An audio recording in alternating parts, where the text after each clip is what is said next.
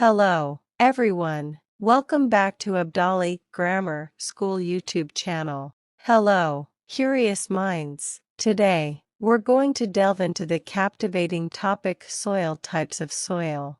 Soil forms the major part of Earth's crust. Soil is formed when rocks are broken down by different environmental factors such as wind, rain, or snow. This process takes thousands of years to convert rocks into small particles which make up soil. Soil is composed of small particles of rocks, minerals, water and air, etc.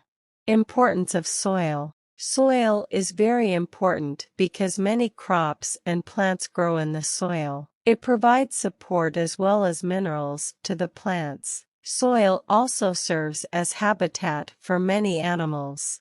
Characteristics of soil. Soil of one location differs from the soil of the other location in terms of color, moisture, texture, and size of particles. It means the soil of a particular place has specific characteristics which are different from the soil of the other places.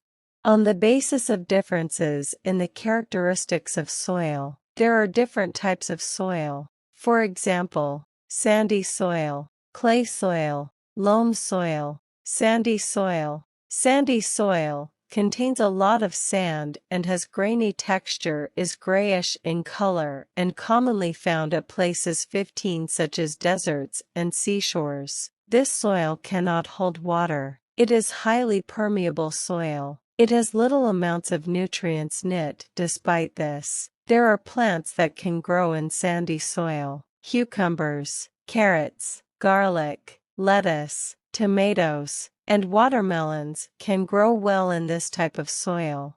Clay soil. Clay soil is the type of soil in which size of part is very small. It is moist, sticky, and easy to mold. It is brownish in color. It holds water and is least permeable. When it gets dry, it becomes harder. There are some plants, such as rice, cabbage, and broccoli, that grow in this type of soil. Clay soil is also used to make pottery.